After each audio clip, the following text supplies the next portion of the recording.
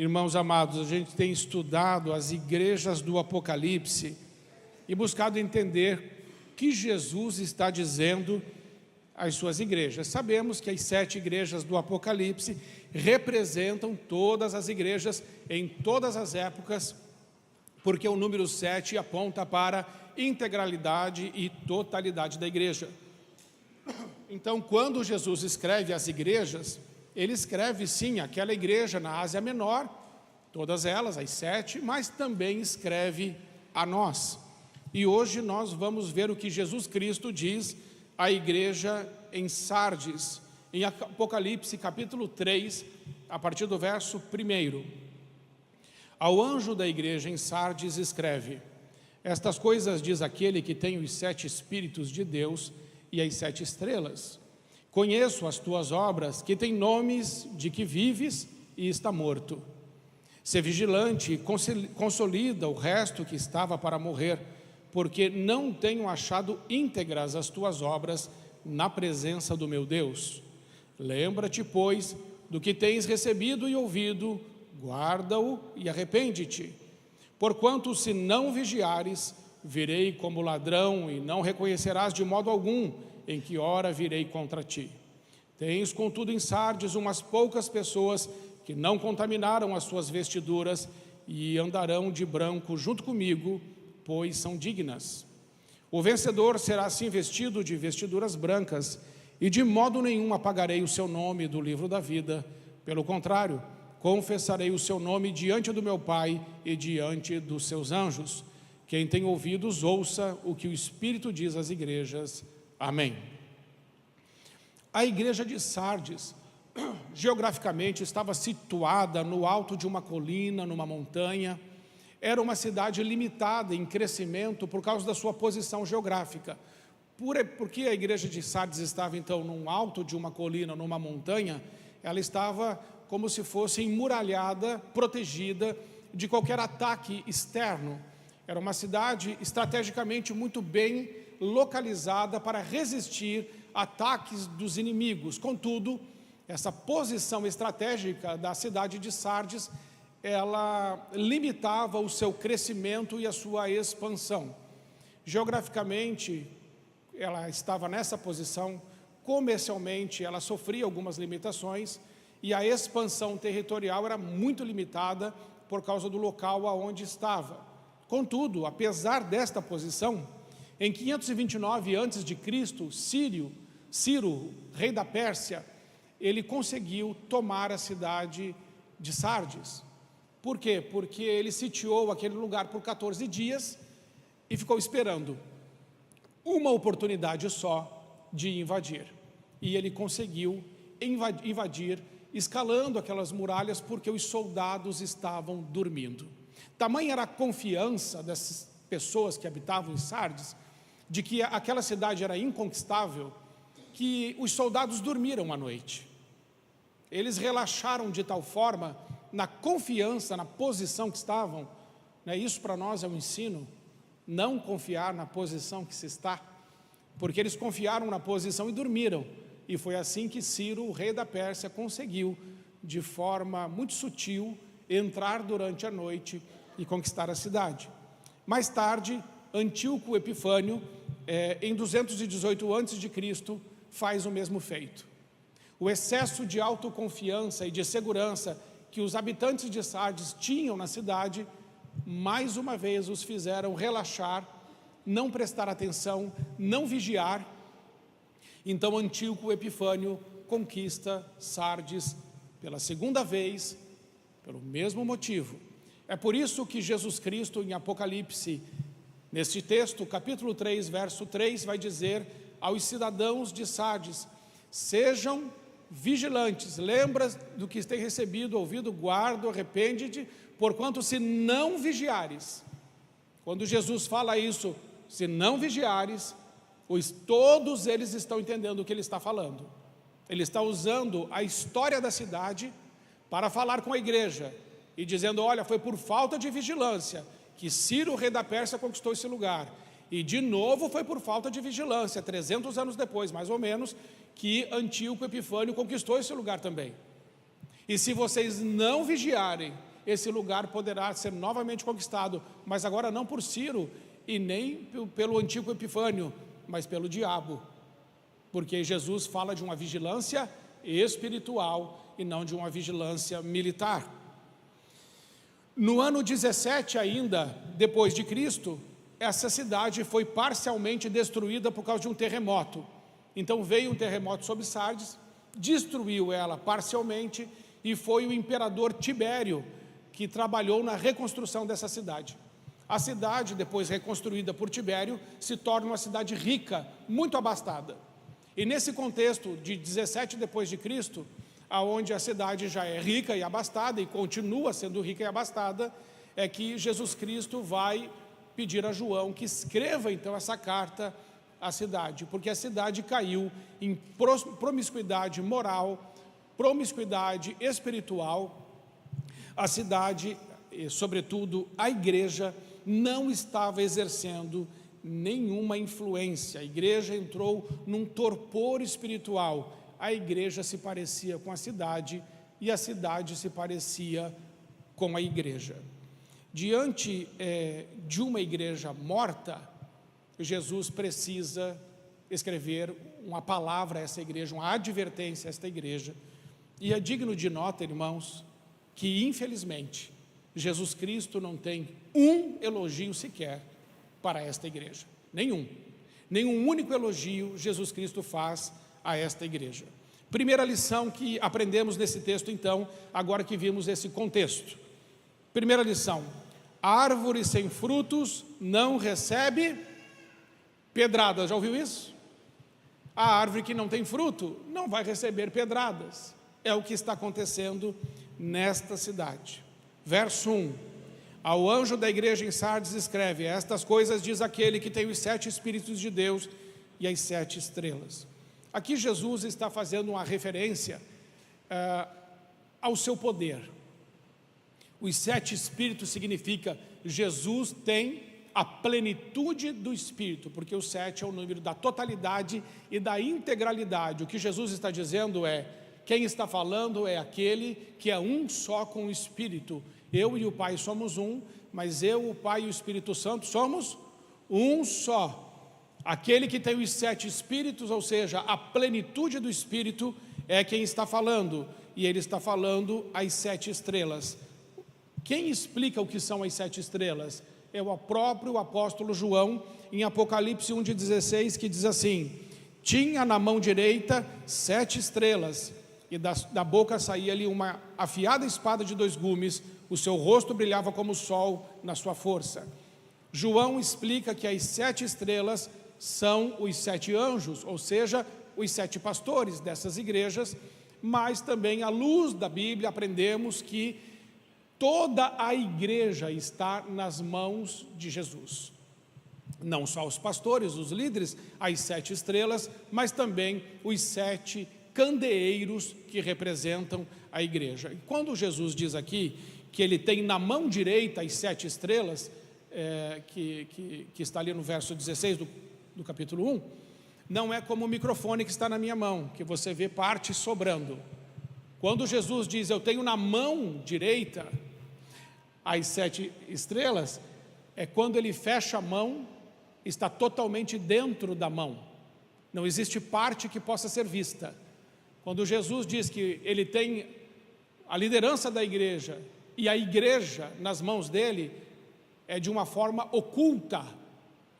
Por isso que está escrito lá em Colossenses 3:3, que nós estamos ocultos em Cristo Jesus. Acha esse texto lá: porque morrestes, e a vossa vida está oculta juntamente com Cristo. Essa é a figura da mão direita de Deus.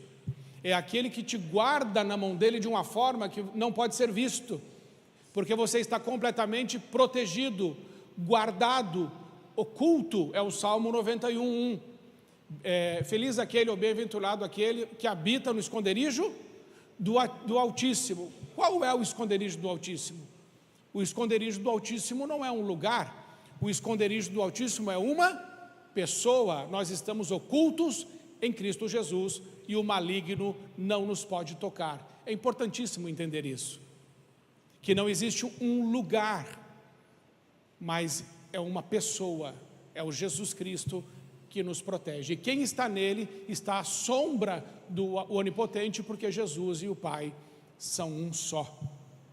A palavra de Deus ainda diz lá em João 10, 28 a 30, a esse respeito da mão direita: e dou-lhes a vida eterna, e nunca hão de perecer, e ninguém as arrebatará da minha mão. Meu Pai que mas deu é maior que todos, e ninguém pode arrebatá-las da mão do meu Pai. Eu e o Pai somos um só.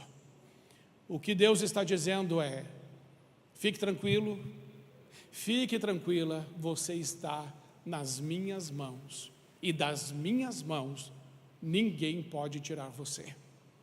Amém? Então, antes de mais nada, Jesus dá essa palavra para a igreja, porque quando Jesus nos adverte, Ele também nos adverte em proteção, em amor, em cuidado. E a mão direita significa, por que mão direita e por que não esquerda? Porque a mão direita é a mão operosa, é a mão eficaz, é a mão das obras. Também para o guerreiro é a mão que segura a espada. Ou seja, você está na mão, na minha mão, e na mão direita, ou seja, na mão que eu faço as coisas, que eu resolvo, que eu trabalho. Dito isso, ele continua dizendo: estás morto, tem nomes de que vives, e estás morto. Por que Jesus está dizendo isso? Porque nesta igreja, diferente da igreja de Pérgamo, diferente da igreja de Éfeso e diferente da igreja de Tiatira, nesta igreja não tem a doutrina de Balaão, não tem a doutrina dos nicolaítas e também não tem a doutrina de Jezabel. O que isso quer dizer? Quer dizer que no meio desta igreja de Sardes não tem problema nenhum, nenhuma falsa doutrina. Que coisa interessante, aos nossos olhos, poderíamos dizer: que bela igreja, ou que excelente igreja, que não tem nenhuma falsa doutrina, nenhum falso mestre, não tem nenhum ardil de Satanás tentando destruir a igreja de dentro para fora, não tem nenhum falso profeta, não tem nada disso, porque Jesus não cita, e Jesus também não cita nenhuma perseguição externa, não tem martírio. E por que não tem martírio? Porque uma igreja que já está morta pelo pecado, nunca haverá nesta igreja morte pelo martírio. Ela já está morta pelo pecado. Como haverá morte pelo martírio numa igreja que já morreu por causa do pecado?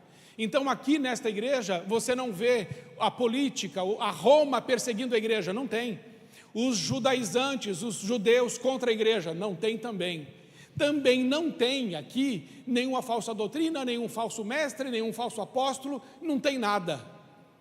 Por que não tem nenhuma resistência, nem fora e nem dentro da igreja? Porque essa igreja não é igreja, essa igreja é um clube. O que Jesus está dizendo para Sardes é: vocês são um clube, e clube não tem crescimento pelo Espírito Santo, clube cresce por adesão. Clube cresce por adesão. Como é que é a adesão? Bom, lá naquele clube tem as pessoas que eu gosto, então eu vou naquele clube porque eu tenho afinidade com as pessoas, e eu vou até lá para fazer parte daquele clube. Sardes era igreja clube. É uma igreja que cresce por adesão e não por conversão. A igreja genuína, a igreja de Jesus, ela cresce por conversão. E conversão significa arrependimento dos pecados, fé em Jesus Cristo e obediência na sua palavra. Isso não se via na igreja de Sardes. A igreja de Sardes era um mero clube, onde o crescimento da igreja, ele era muito mais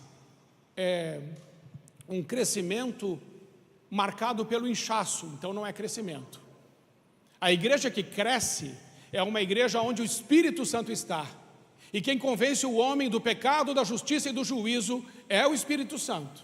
E onde o Espírito Santo está, há conversões. Existem batismos, existe amor pela palavra, existe confissão de pecados, existe lágrimas nos olhos, existe quebrantamento, porque o Espírito Santo de Deus provoca todas essas coisas em nossos corações. Mas nessa igreja clube, isso não existe. É uma igreja que não cresce, ela incha. É como um trauma. A igreja é um corpo, a figura do corpo vamos pegar. Se você der uma pancada no corpo, o corpo vai inchar. Bateu a perna não vai crescer. porque o crescimento de uma perna nós diríamos que é o resultado dos músculos, não é assim, Bruna? Vai para a academia, faz aquele exercício mais difícil do mundo, o afundo. Eu vou lá, afundei, quase que não desafundei. Você faz o exercício, você sente a dor na sua perna, e aí você continua treinando, e daqui a pouco você começa a ver sua perna crescendo, que é resultado de esforço, disciplina, renúncia, dedicação. Inchaço é quando tem um trauma, bate, e aí a perna incha. A igreja de Sardes era uma igreja inchada, e não uma igreja que crescia por causa da presença do Senhor. E no inchaço, esse crescimento por inchaço, é um crescimento aonde vai reunir o quê? A gente, quando está com a perna machucada, a gente às vezes os antigos usavam dizer assim, que a perna estava magoada.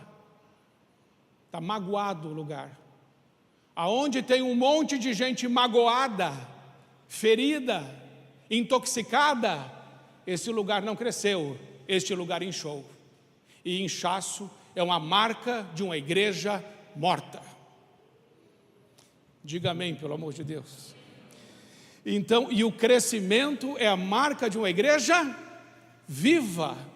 Agora, para a igreja crescer viva, ela vai precisar depender do Espírito Santo, reconhecer os seus pecados, pedir perdão a Deus, realinhar a sua vida, depender de Deus, chorar com Deus e se alegrar com Deus. Nada disso existia na igreja de Sardes. Atos 2,47 diz assim: louvando a Deus e caindo na graça de todo o povo, e todos os dias acrescentava o Senhor à igreja aqueles que haviam de se salvar, de ser salvos. Quem faz a igreja crescer é um só, é o Espírito Santo de Deus, é Jesus Cristo nosso Senhor. Nenhum homem pode fazer a igreja crescer, e não existe métodos para crescimento da igreja. Deus não precisa de mais métodos, Deus precisa de mais homens e mulheres cheios do Espírito Santo. Então a marca de uma igreja onde o Espírito Santo está atuando são as conversões, o batismo, mudança de conduta, vocabulário, alinhamento com a santa palavra de Deus. Segundo lugar, ou a segunda lição que nós podemos aprender nesse texto, é que consolidação vai gerar integridade. Verso 2, ser vigilante. Ou seja, já expliquei, mas vou frisar, quando Jesus diz ser vigilante, é porque essa igreja era a igreja dorminhoca. Essa igreja era a igreja que estava vivendo para ela mesma. É uma igreja egoísta, egocêntrica, que vive o hedonismo, o culto a si mesmo. E Jesus está dizendo: acorde, seja vigilante, desperte e consolida o resto que estava para morrer, porque não tenho achado íntegras as tuas obras na presença do meu Deus. Muitos ali estavam na UTI espiritual, eram pessoas que estavam na CTI, entre a vida e a morte. E Jesus está dizendo: seja vigilante, consolida o que é consolidar. Consolidar é firmar, fortificar, tornar estável. Como vai consolidar alguém que está à beira da morte? Através da santa palavra de Deus. Porque Jesus disse: um novo alimento eu vos dou, que é fazer a vontade do meu Pai. A única forma de consolidar alguém, para que suas obras sejam íntegras, é quando essa pessoa, ela tem fome de Deus, ela tem fome da palavra de Deus, ela começa a se alimentar de novo, e a saúde espiritual começa a voltar, porque o apetite voltou. Talvez essa igreja de Sardes já não tivesse mais fome de Deus, não tivesse apetite pela palavra de Deus, não se deliciasse mais nas sagradas escrituras, não tivesse mais aquele prazer daqueles encontros com Deus nas madrugadas, daquelas lágrimas derramadas na presença de Deus, na dependência e no conhecimento daquele que é o Todo-Poderoso, que um dia virá julgar os vivos e os mortos. Aquela igreja estava morta em seus pecados, morta em seus delitos, insensível à vontade vontade de Deus, à vontade do Espírito Santo, ao alinhamento de sua vida com a santa palavra de Deus. E por não ser uma igreja consolidada, ela não tinha integridade. Jesus disse: eu não tenho achado íntegras as tuas obras na presença do meu Deus. O Jesus não aponta uma falta de obras. Essa igreja poderia ser operosa. Aliás, irmãos, abrindo um parênteses, uma notinha de rodapé, essa igreja aqui devia ser uma igreja que talvez se eu e você fôssemos nela, a gente ia dizer assim: que baita igreja, a igreja está bombando, as coisas lá estão acontecendo, tem muitas programações, poderíamos até dizer isso. Mas o que Jesus está dizendo, tem obras sim, mas eu não tenho achado essas obras íntegras na presença do meu Deus. O que é a integridade? A integridade é a obra feita no alinhamento com a Sagrada Escritura. Eu e você não podemos adorar a Deus e servir a Deus do nosso jeito. Eu e você precisamos servir a Deus e adorar a Deus do jeito de Deus. E para servir a Deus e adorar a Deus do jeito de Deus, precisamos alinhar a nossa conduta com as Sagradas Escrituras. Isso nos faz entender que o ser precede o fazer, que a vida precede o ministério, que a ortodoxia precede a ortopraxia. Aquilo que sou e aquilo que vive em Deus deve anteceder aquilo que faço para Deus. Deus rejeitou Caim e sua oferta. Veja que Deus não rejeitou a oferta de Caim, rejeitou Caim, porque a sua conduta, a sua pessoa era má, portanto a sua oferta está recusada. Mas aceitou Abel e sua oferta, porque Abel estava alinhado com Deus, e por estar alinhado com Deus, não se trata da oferta, isso que precisamos entender, entre Caim e Abel. Não se trata do que estão entregando, se trata de quem está entregando. E o que Jesus está dizendo à igreja de Sardes: eu rejeito você, Sardes, e também rejeito a sua oferta. Suas obras, sua entrega não é íntegra diante do meu Deus. 7 marcas então de uma igreja morta. Provérbios 6, 16 a 19. Está escrito assim: estas 6 coisas o Senhor odeia, e a 7ª a sua alma abomina. Preste muita atenção nisso. Aqui tem 7 marcas de uma igreja que já morreu, e a palavra de Deus nos ensina sobre isso. Primeira marca de uma igreja morta: olhos altivos. O que isso significa? Soberba, arrogância. Hoje conversava na classe de batismo sobre o que significa Mateus capítulo 5, verso 3. Bem-aventurados os humildes, porque deles é o reino de Deus. O que significa ser humilde? A humildade consiste em você saber exatamente quem você é. Só que nós não podemos conhecer a nós mesmos a despeito de Deus e da sua palavra, porque foi Ele que nos criou, e é o Criador que diz o que é a criatura. Não é a criatura que diz para o Criador quem ela é, mas é o Criador que diz para a criatura quem ela é. A humildade é o saber exatamente quem eu sou. Só que eu só vou saber exatamente quem eu sou se aquele que me criou me falar, me explicar quem sou eu. E a Bíblia me explica. Eu sou um pecador, e o meu pecado me mata, e eu estou separado da glória do trono de Deus por causa do meu pecado. Quando eu sou humilde, eu sei exatamente onde estou, como filho pródigo, no chiqueiro, fedendo a porco, e se não fosse a graça de Deus e o favor de Deus, eu estaria naquele chiqueiro até hoje. Então, quando eu sou humilde, eu reconheço que nada sou, e que preciso desesperadamente da presença, do favor e do amor do meu Pai, para me tirar de um charco de lodo e de lama, para firmar os meus pés sobre a rocha, para colocar um hino nos meus lábios, um louvor ao meu Deus.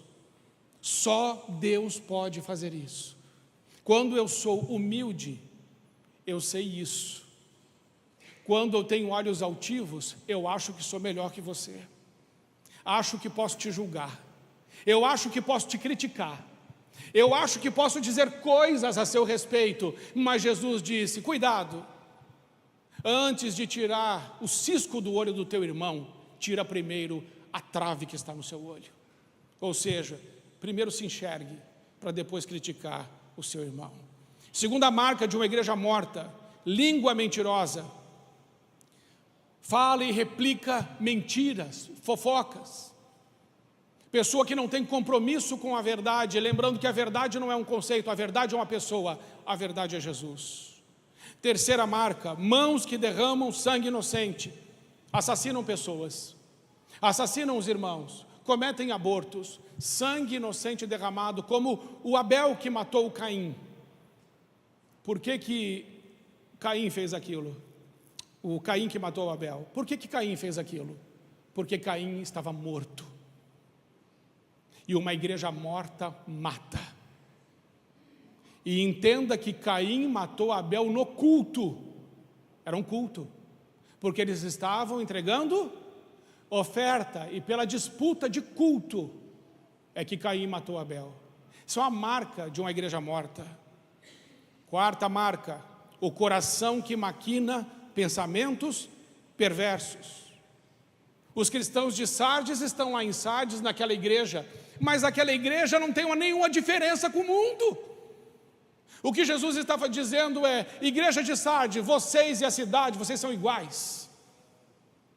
É por isso que não tem martírio nessa igreja, é por isso que não tem perseguição nessa igreja, é por isso que não tem falsos profetas tentando corromper o coração do povo, porque essa igreja já está morta. Pensamentos perversos. 5, pés que se apressam para fazer o mal. Se o pensamento tem a ver com aquilo que sou, pés que se apressam para fazer o mal tem a ver com aquilo que faço. Porque quando eu estou morto, eu praticarei obras mortas. Pelos frutos, disse Jesus, os conhecereis. Não tem como um espinheiro produzir figos. Sexta marca: a falsa testemunha. A pessoa que profere mentiras. E mentiras para denegrir, para manchar, para assassinar a reputação de outros. Sétima marca de uma igreja morta: o que semeia contendas entre irmãos. Lembre-se que essa é a sétima. 6 coisas o Senhor odeia, mas a sétima Ele abomina. É esta: é quando um irmão semeia contenda contra outro irmão. Não fale mal de ninguém. A marca de uma igreja morta, e talvez a maior marca de uma igreja que já morreu, é quando os lábios dessa igreja colocam irmão contra irmão.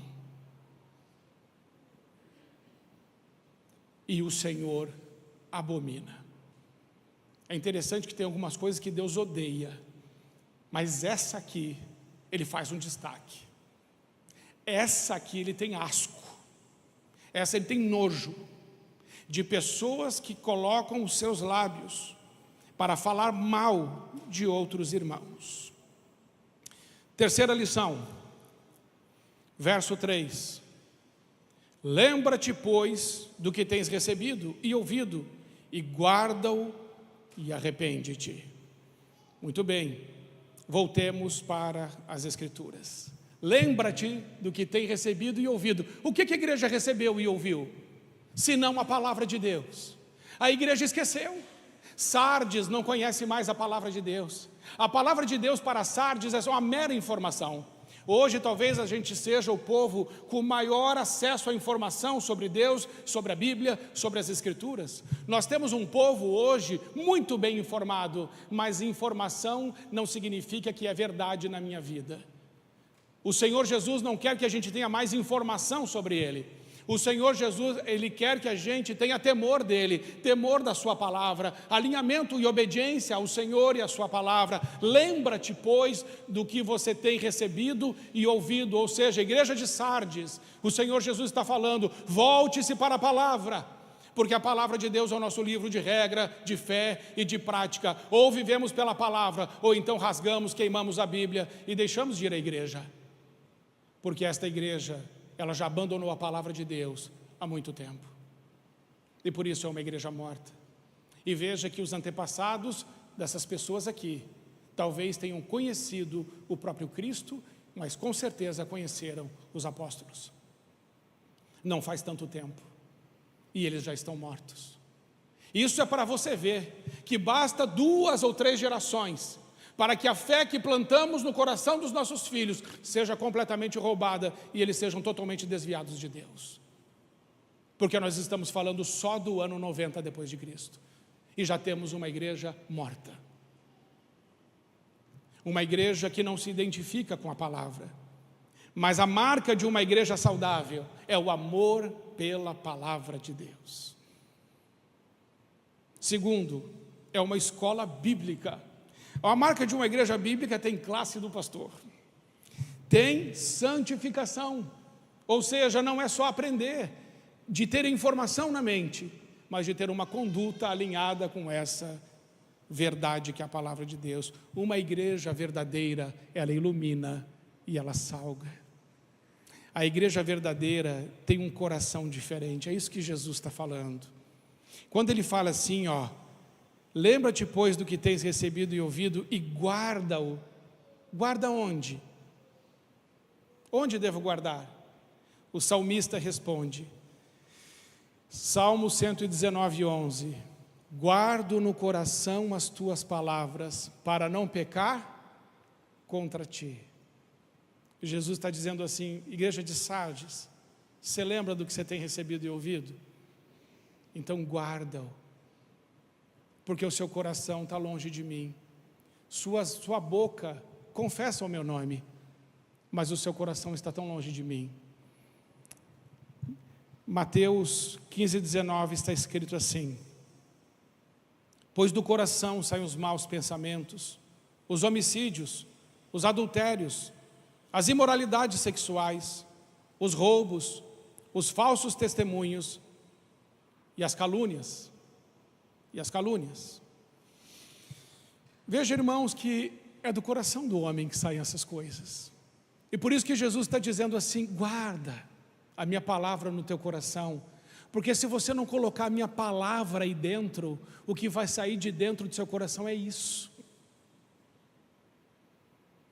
Jeremias ainda diz assim, Jeremias 17, 9, enganoso é o coração, mais que todas as coisas, e desesperadamente corrupto, quem o conhecerá? Jeremias alerta, o meu e o seu coração não prestam.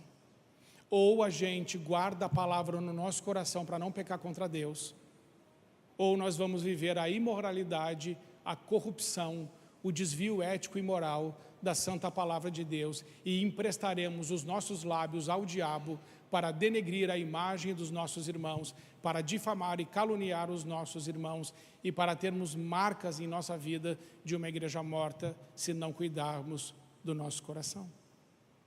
Mas ainda está escrito, conhecemos o nosso coração através dos lábios. Veja o que Jesus diz em Mateus 12, 34. Raça de víboras, como podeis falar coisas boas sendo maus? Porque a boca fala do que está cheio o coração. O homem bom tira do tesouro bom coisas boas, mas o homem mau do mau tesouro tira coisas más. Digo-vos que toda palavra frívola que proferirem os homens, dela darão conta no dia do juízo. Porque pelas tuas palavras serás justificado, e pelas tuas palavras serás condenado. É claro, as palavras de uma pessoa revelam onde está o seu coração. Você já conversou com pessoas que só sabem falar mal das outras? Já foi? Já foi a algum salão de cabeleireiro que a única coisa que a pessoa sabe é falar mal da igreja? Você já foi?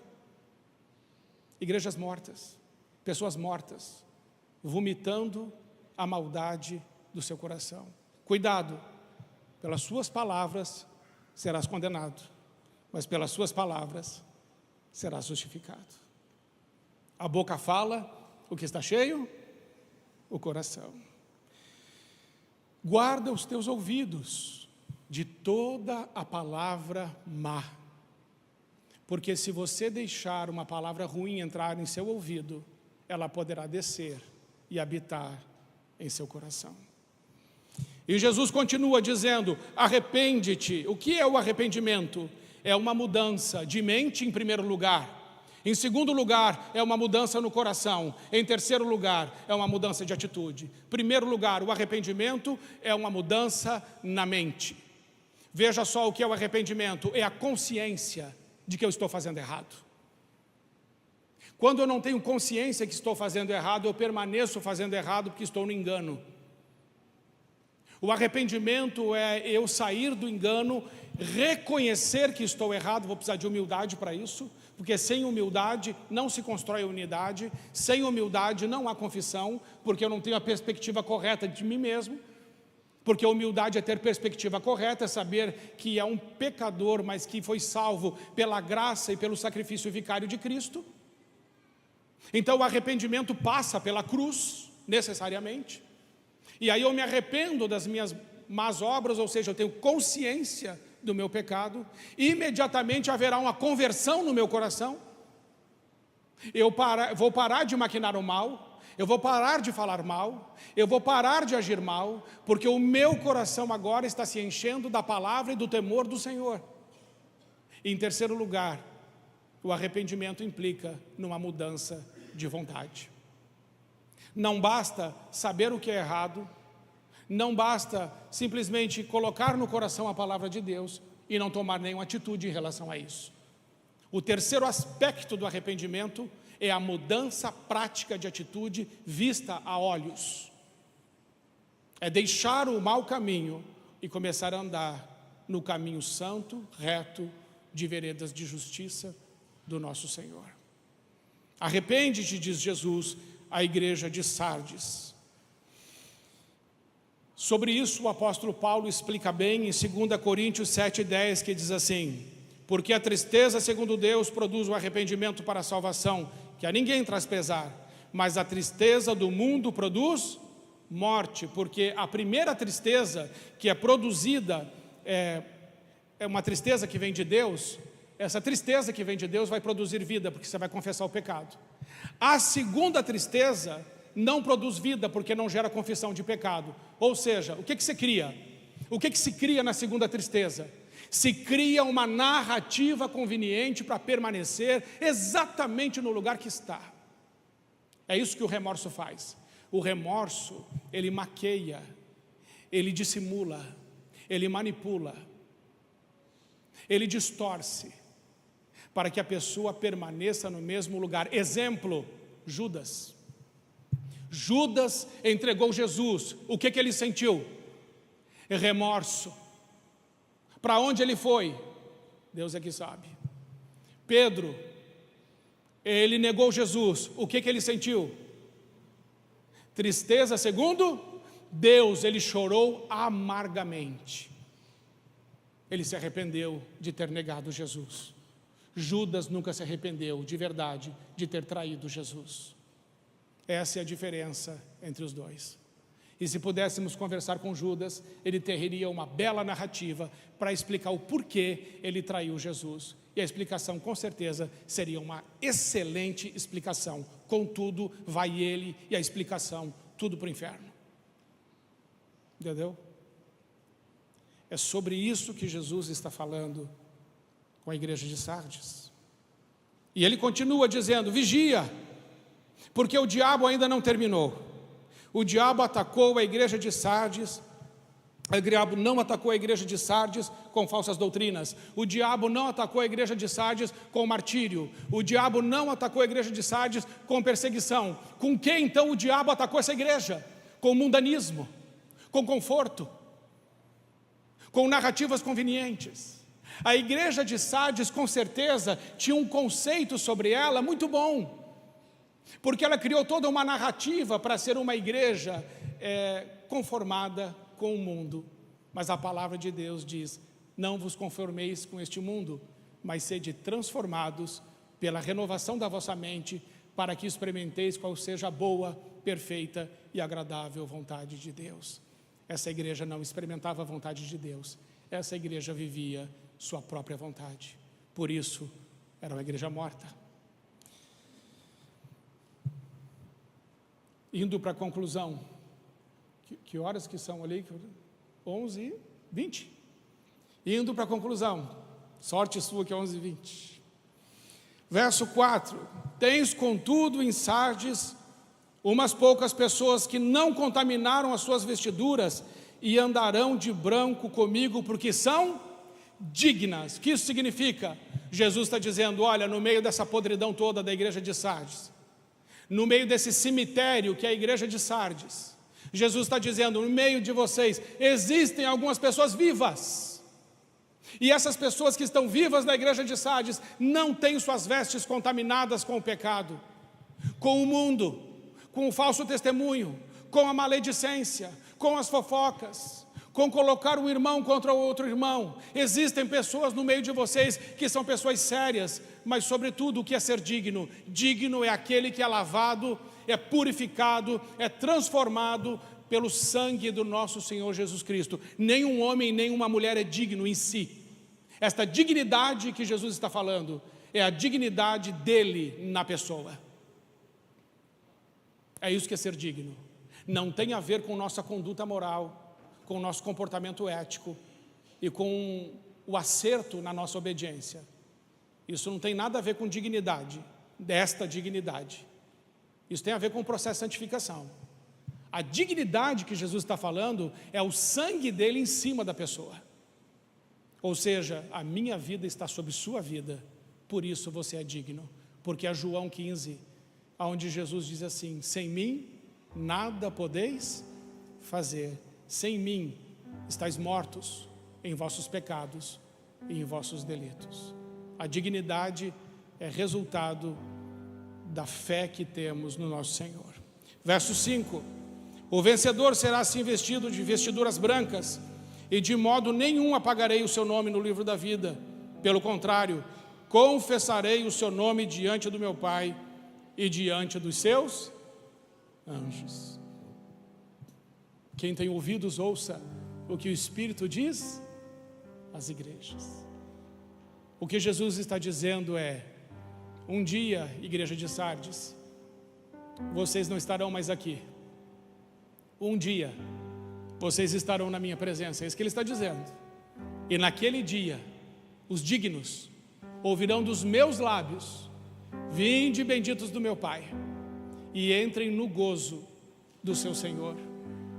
Vinde benditos do meu Pai, vocês são meus. E essas vestiduras brancas que estão usando, é resultado do meu sacrifício na cruz do Calvário por vocês. E porque se arrependeram e viveram de acordo com a minha palavra, agora vocês deixam um mundo que nunca foi casa de vocês, para viverem comigo na sua verdadeira casa, sua verdadeira pátria, a sua verdadeira morada, que é junto comigo. Vale a pena ser cristão de verdade. Vale a pena obedecer a Jesus. Vale a pena ser igreja viva. Não vale a pena ser uma igreja que incha, ser uma igreja clube, ser uma igreja de adesão, ser uma igreja fofoqueira, que calúnia, que difama, que distorce, que contamina, que fala mal do Senhor e que fala mal do seu corpo. Não vale a pena. Que sejamos cristãos como os poucos que mantiveram as suas vestes limpas. Que Deus nos ajude, irmãos, a sermos esta igreja, em nome de Jesus. Amém. Vamos ficar em pé, vamos orar. Senhor Jesus, muito obrigado pela tua carta à igreja de Sardes. Mas muito mais que uma carta a uma igreja que estava localizada na Ásia Menor, incrustada naquelas montanhas, no alto daquele monte, esta carta é dirigida a nós. Ajuda-nos a nos manter vigilantes, para que a gente não caia no sono espiritual e deixe de ver o que o Senhor está vendo. A igreja de Sardes tinha fama e nome de quem estava viva, mas o Senhor disse que ela estava morta. Senhor, faz de nós uma igreja viva, e tão viva que possamos ver o Senhor andando no meio de nós, operando sinais, maravilhas, milagres, vendo o crescimento da igreja, vendo o temor do povo, de todos nós, ao Senhor e à sua santa palavra. Obrigado porque éramos indignos, mas com o teu sangue lavaste as nossas vestes e nos tornaste, a cada um de nós nos tornou dignos. Obrigado, Senhor Jesus Cristo. Fique conosco e continue falando aos nossos corações, porque queremos guardar o nosso coração para não pecar contra Ti. Em nome de Jesus. Amém.